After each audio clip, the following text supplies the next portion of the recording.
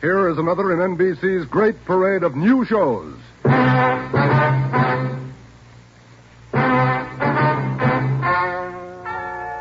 Ladies and gentlemen, the story you are about to hear is true.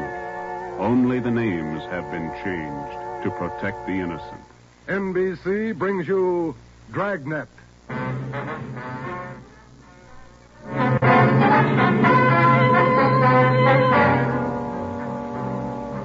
You're a detective sergeant. You're assigned to auto theft detail. In 3 months, more than 250 cars have been broken into. Property mounting well into thousands of dollars has been stolen. 2 youthful members of the gang have been apprehended. The all-important brains of the criminal ring, the leaders, are still at large. Your job, get them. Dragnet, the documented drama of an actual crime, investigated and solved by the men who unrelentingly stand watch on the security of your home, your family, and your life.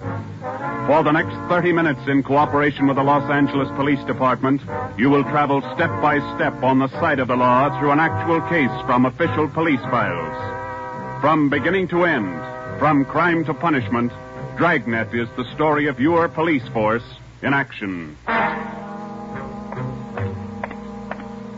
It was Monday, March 2nd. It was cold in Los Angeles. We were working the night shift out of auto theft. My partner's Ben Romero. The boss is Ed Backstrand, chief of detectives. My name's Friday. I was on the way back from the interrogation room, and it was 10:58 p.m. when I got to room 26, chief of detectives' office. Real tough kids, aren't they? Yeah, they won't admit a thing. Now, sit down. Thanks. When'd you pick him up? About 8:30 tonight in the parking lot behind the Star Theater out on Sunset. He was lifting the radio out of a 48 convertible. He's had lots of experience. The report says you picked up a 19-year-old girl with him. She was waiting for the guy in a parked car across the street from the theater. The car was full of loot. The first real break we've had on those auto burglaries in 3 months, and it's no good to us. Neither one of them will talk. They won't even admit they know each other. You run makes on them? Just did. We've been questioning the boy for an hour, getting nowhere. What's his name again? Freeman, Stanley Freeman. Oh, yeah. Age 20. Address? Butte, Montana. Down here for a vacation. He doesn't lie very well, Ed. He's never been to Butte, Montana in his life. Knows less about the town than I do. Well, get to him. Right, Ed. Where'd you put the girl? We had a policewoman take her to our office. We can talk to her when we finish with the boy. Well, what's her story? Hasn't any. She won't even open her mouth. 19 years old. Probably needs a good spanking. Now get him to talk. Right.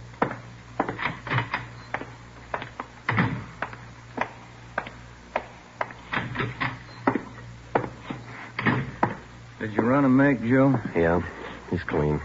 Get wise, huh, Flatfoot? Look, you're in a bad spot, son. That kind of talk isn't going to help.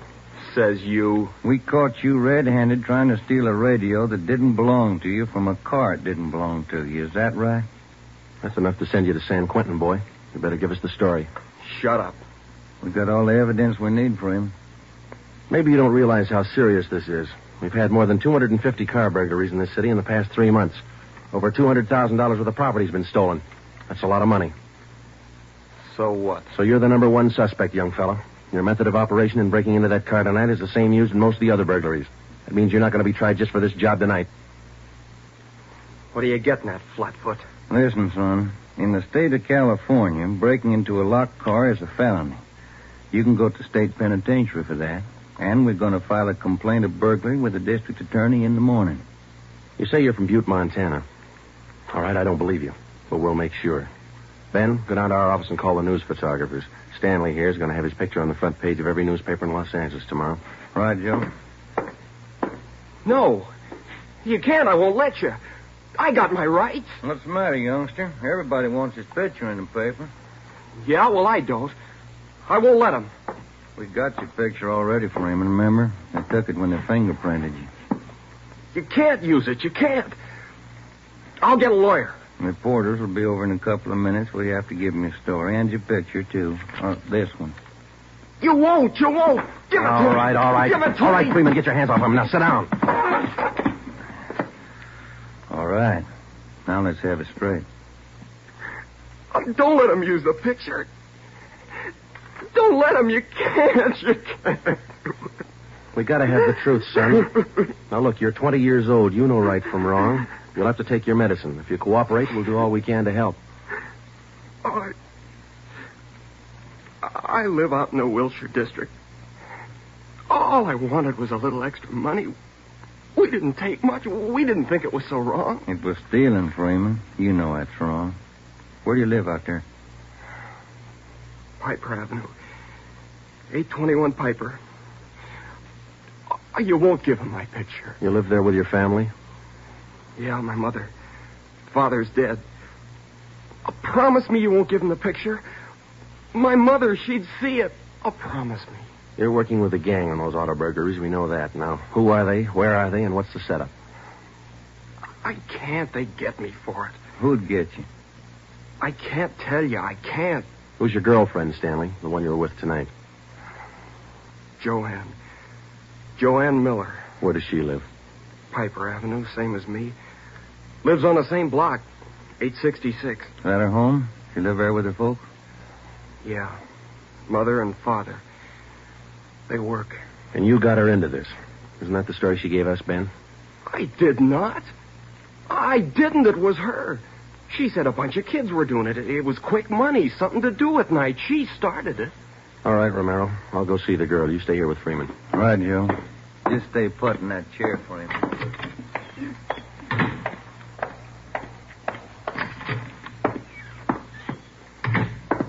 Hi, Marge. Hello, Joe. You and Romero handling this case? Yeah. I'd like to talk to the girl a few minutes, Marge. Will you stand by? Right, I'll sit over here. Thanks. All right, miss. What's your name, age, and address?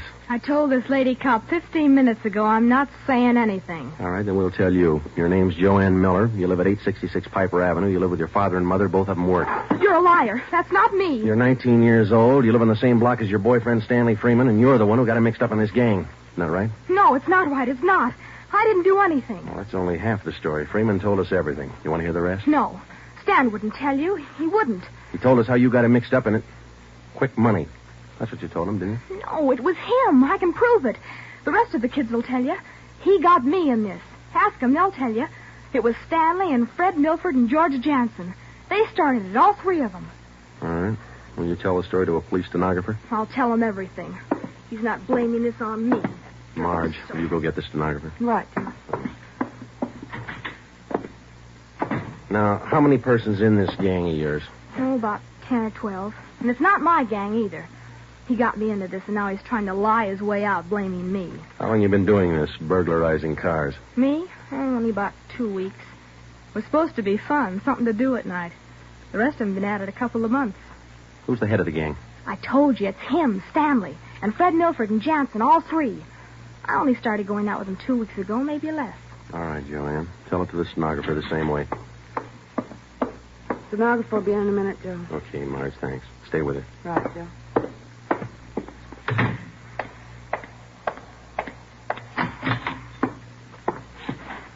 Just about a closed case, Ben. Girl gave us a full confession. She didn't. Oh, you're not tricking me again. She didn't. She told us you're one of the leaders of the gang, Stanley. Said you got her into all this. The other two are George Jansen and Fred Milford. About a dozen kids in the gang, all of them about your age. Isn't that right? She's lying, can't you tell? She's lying. She got me into the gang. Well, she did. She's Milford's girlfriend. Ask her. Oh, she can't lie out of that one. She got me into it. I can prove it. Who's the real leader of the gang? Milford. He started it. He organized the whole thing. He collects the stuff we get, and he delivers it. Jansen helps him do it. What do you mean he delivers the stuff? Where does he deliver it? Well, somewhere in Dogtown, I think. Down around South Main, near the railroad yards. Who's it delivered to? Well, I don't know exactly. I heard Jansen mention the name once. Myra, he said. It's supposed to be a big secret. Myra, that's all I remember. Where does Jansen and Milford live? Well, Jansen rooms down on East Flower. 1042, I think. It's a rooming house. And Milford lives 2 blocks over from me on Quincy. 234 Quincy. He lives with his grandmother. Got that, Ben? Right. All right, let's pick up Milford and Jansen. It was 10 minutes past 1 when Ben and I returned to headquarters with George Jansen and Fred Milford in our custody. In Jansen's room at 1042 East Flower Street, we found 2 fur coats, a box full of new car accessories, an S&W .38 revolver, and a .45 automatic.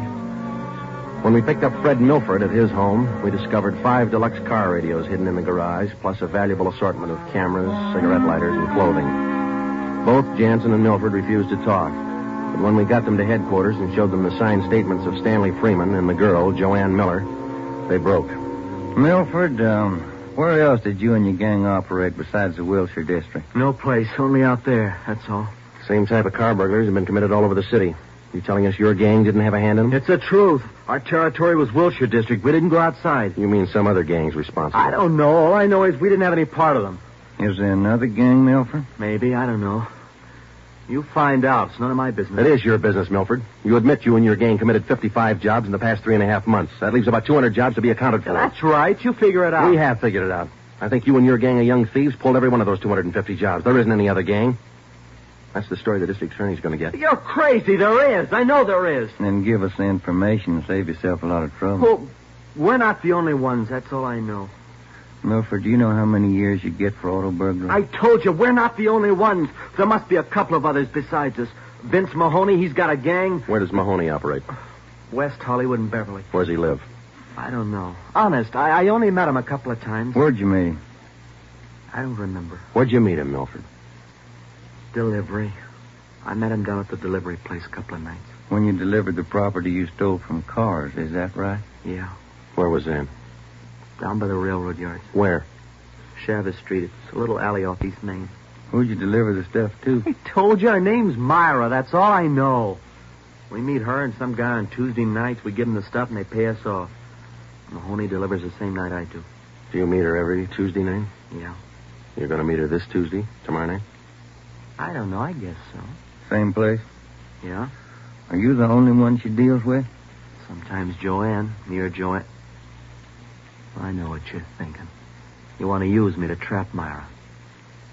Well, what's it worth? You know better than that. How about it, Milford? Oh, what else can I do? Give me another cigarette. By 3:30 that morning, the signed statements and confessions were piling up fast. Milford gave us a list of the names and addresses of each member in his gang, and within an hour, they were all under questioning at headquarters.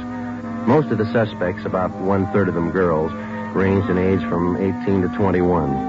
As they told their individual stories, the scope of the case grew until it covered most of the city. By late afternoon of the next day, Tuesday, March 3rd, 3 more gangs operating in Venice, Bel Air, and North Hollywood had been apprehended. They confessed to more than 175 burglaries from locked cars during the past 3.5 months. At 5 o'clock that afternoon, Ben and I met with Chief Backstrand in his office. How many admissions you have now? Over 50, Ed. Here are the gang leaders' statements. What's their story? Well, it's pretty much the same. They all say this woman Myra set up the operation. You mean she got the kids and put them to work burglarizing cars? Well, not exactly. She picked the leaders, contacted them in bars or on the street, asked them if they wanted to pick up some spare money getting auto parts for it. Then she didn't tell them to go out and burglarize cars. Well, not in so many words, Ed, no. After they brought in auto parts for a couple of weeks, she told them to bring her everything they could find, outside the car or inside. Those are the words she used. 5 of the kids dictated those words into their signed confession. Oh, that should hold in court. What else did you get on this woman? Oh, she taught them how to work, told them to wear gloves, all angles. Well, we got most of the small fry. Now, where do we find this Myra woman? Any description on her? Yeah. Kids say she's about 33, 34. Good-looking redhead. 5'5", about 120, well-dressed. No description on the guy she runs with. You run a make on her yet? Yeah, no previous record. We set up a stakeout for her tonight. 2 of the gang leaders have volunteered to go along, this Milford and Vince Mahoney. Good. Down on Chavez, where she usually meets them? Yeah, that's right. When? 11:15. That's the regular time for the meet, according to the kid. All right, I'll be at home. Call me. I don't want to miss out on this one.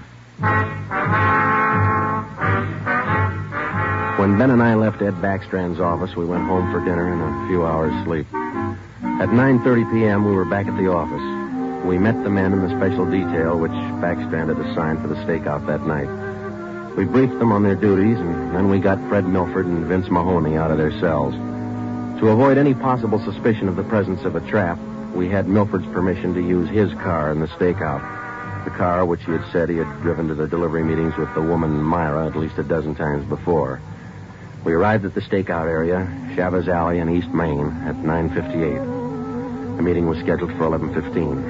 The moon was out, but the sky was overcast, and there was a cold wind blowing from the east.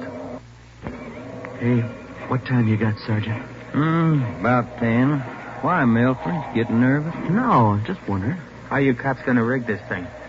In just a couple of minutes, we're going to plant you two in Milford's car, parked up there in the alley. Now, you stay there until Myra shows up. We'll do the rest.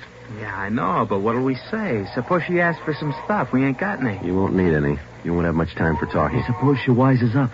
Maybe she'll pull a gun. Maybe. Does she carry one? No, never saw her with one. Don't worry, Milford. We'll make sure you're not in danger. She's got an awful temper, that redhead. Got mad at me once when I squawked at the prices she was paying us for radios. What was she paying you, Mahoney? An 8-tube radio, good shape, $7. She got all the gravy and you got all the grief. You're not kidding. Joe? Are you? Yeah, Steve. What do you got? Well, the men are all staked out, Joe. Got the area covered from every angle. All right. You got an extra man to stay in Milford's car? I'll handle that myself. Fine, thanks. Okay. All set, Joe? Yeah. Now, Milford and Mahoney, we're going to put you two in your car now. There's going to be an officer with you, so there's no need to be nervous or afraid. You just sit in the car and act natural. When this Myra drives up, don't leave the car. Have her come to you. You got it? Sure. Okay. All right, Joe, let's go.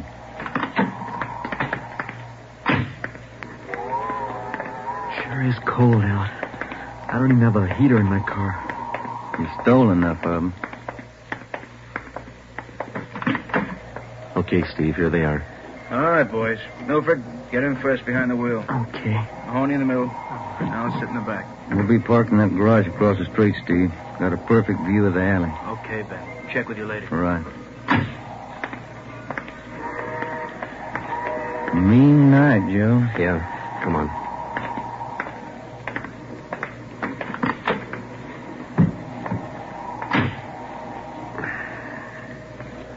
It's cold here in the garage, isn't it? Yeah. It might be a long wait. What time you got? 6 minutes past 10. Thank you.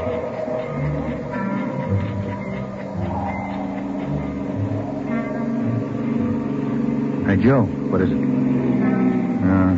It's nothing. Thought that passing car was turning in the alley. Relax. It's early. Lonely place. Dark. Gets on your nerves.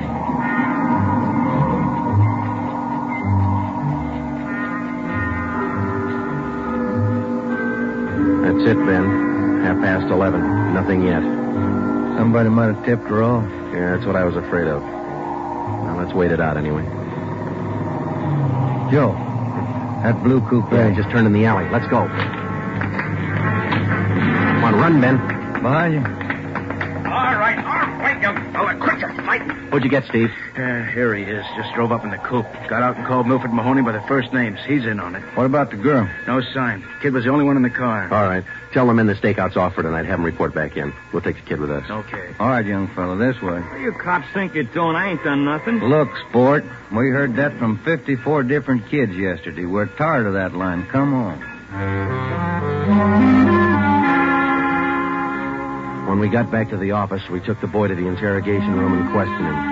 He gave his name as Matthew Leiter, age 21. He wouldn't break until Vince Mahoney definitely identified him as a member of his car burglary gang and a special favorite of the red-headed woman they called Myra. Then Leiter copped out and told Ben and I that he had talked with Myra as late as 10 o'clock tonight. He told us that she had heard that the police had picked up some of the gang members, and she asked Leiter to drive down to the Chavez Alley meeting place.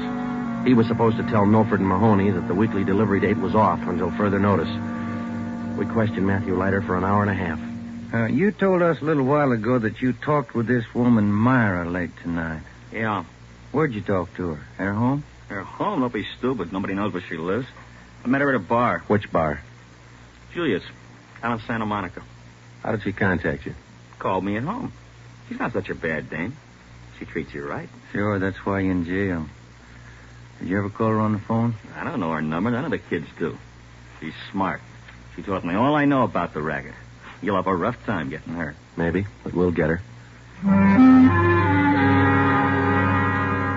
Ben and I left the office at 2 a.m. and went home to bed. We reported in at 8 that morning to head back Strand. The three of us went down the street to Koken's restaurant for a cup of coffee. Nobody was in a good mood.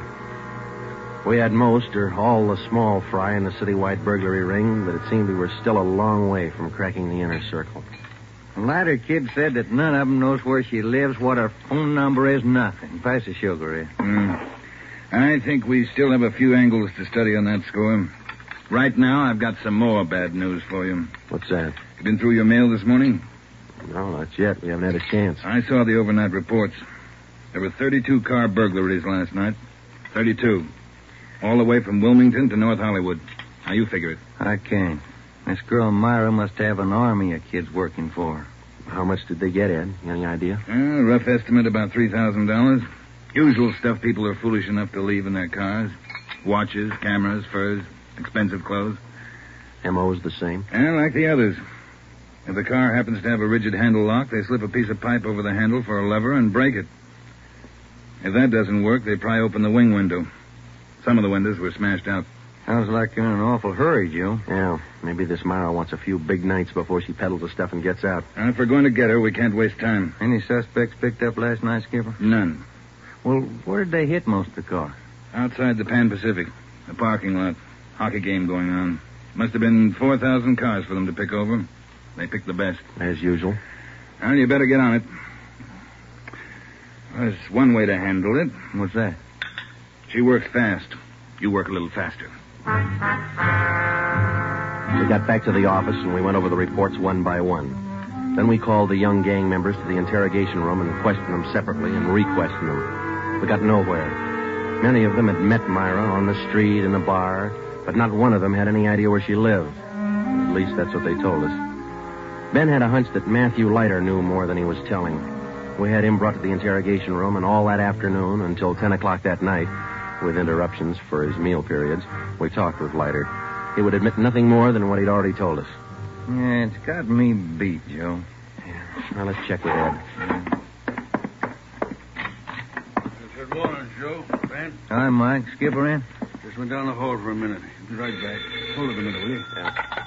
Chief of Detectives always handing. Yeah. For you, Joe. Oh, thanks. Hello? Yeah. He does? We'll be right over. We're Sergeant Hopkins over at the jail. Yeah? Matthew Leiter's got something to tell us. Says it's important.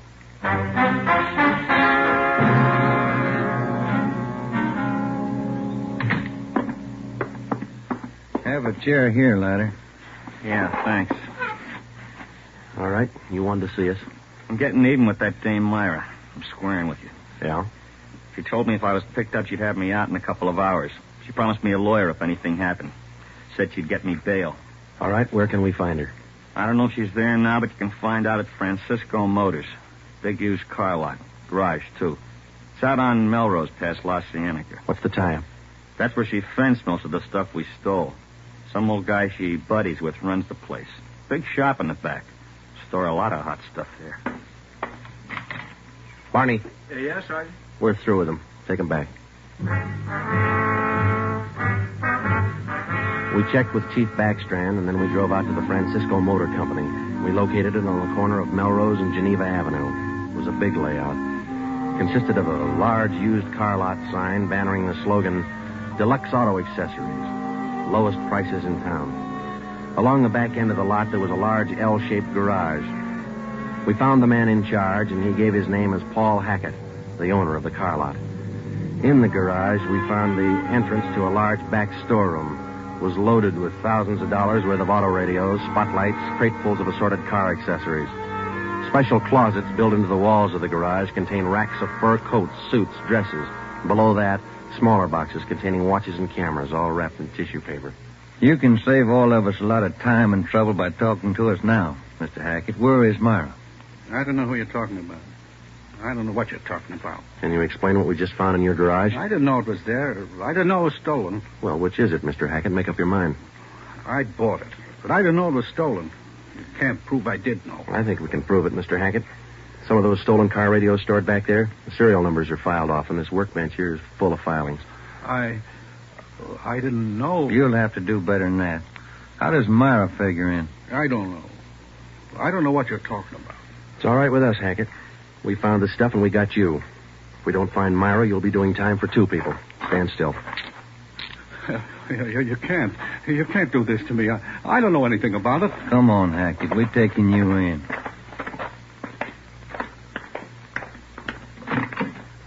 All right, get in the car. Come on, in the car. Am I going to jail? You're going to jail. All right. I'll take you to Myra. Hackett told us that Myra lived at 1345 Munich Drive in Beverly Hills. He said that he was Myra's husband. He told us that he'd been in a legitimate garage business for 10 years before he married Myra. She talked him into the racket. He identified 1345 Munich Drive as their home. When we got there, we found stores of stolen property similar to those found in the garage. Myra was not there. Hackett had no idea where she might be. We sat down in the living room and waited.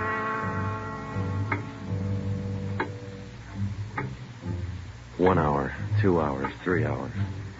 After 5 hours of waiting, the monotony started to wear on everybody's nerves, especially Hackett's. And the whole thing, it was her idea. I should have known, all hers.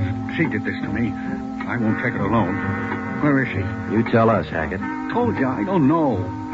She couldn't have gone. She didn't know. I'm not going to take this alone. Quiet down. That you, Paul?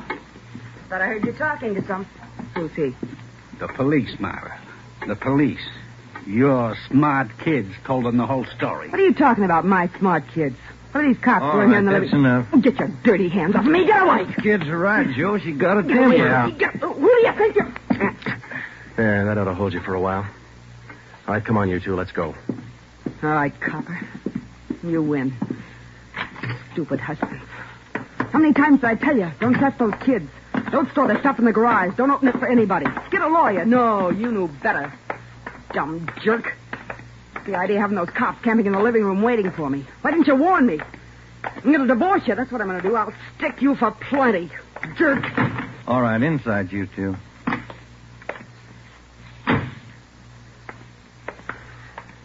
You got a smoke, Ben? Yeah. Here. Thanks. I was just thinking. What? Those kids were right. She's a pretty nice-looking woman. Yeah. Nice face. Beautiful figure. Mm-hmm. Sure talks a lot, though, doesn't she? Yeah. Hey, Joe, remind me to take home some flowers to my wife tonight, will you? The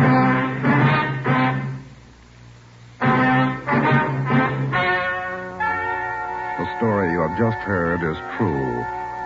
Only the names were changed to protect the innocent. Paul and Myra Hackett were tried and convicted on 7 separate counts of receiving stolen property. They are now serving out their sentences in the state penitentiary. Realizing that most of the young persons involved in the case were influenced by the strong personality of Paul and Myra Hackett, a separate investigation was made into the backgrounds and home life of the young offenders. In most cases, they were found to be basically good, and they were placed on probation and returned to their homes.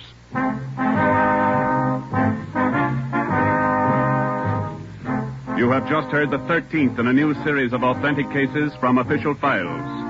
Technical advice for Dragnet comes from the office of W.A. Wharton, Acting Chief of Police, Los Angeles Police Department.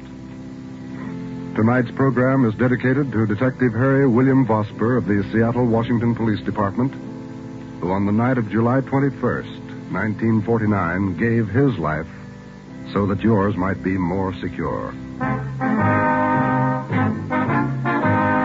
Dragnet came to you from Los Angeles. And now, an important announcement. Starting this Saturday, September 3rd, Dragnet will be heard at a new time over your NBC station. Consult your local newspaper for the new listening time. And now, speaking in behalf of the producers and the entire cast of Dragnet, we would like to take this opportunity to thank you for your many kind letters of encouragement and approval. Remember, next Saturday for Dragnet, this is NBC, the national broadcasting company.